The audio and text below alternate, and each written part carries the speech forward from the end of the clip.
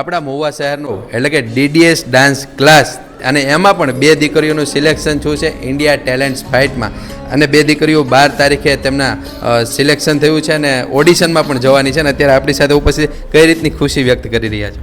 બહુ જ ખુશી થાય છે અમને તો કે મારી મમ્મી પપ્પાનું સપનું હતું એ પૂરું થવા વાળું છે બસ.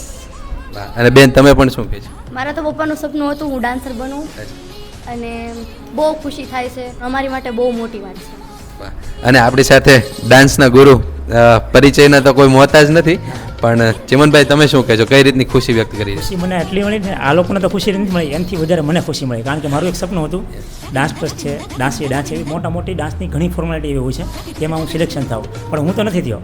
પણ આ 2 જે છોકરીઓ સિલેક્શન થઈ ને મને બહુ જ ખુશી થઈ છે અને જે મારો ડીડીએસ ડાન્સ સ્ટુડિયો છે એનું નામ રોશન કર્યું છે આ બંને.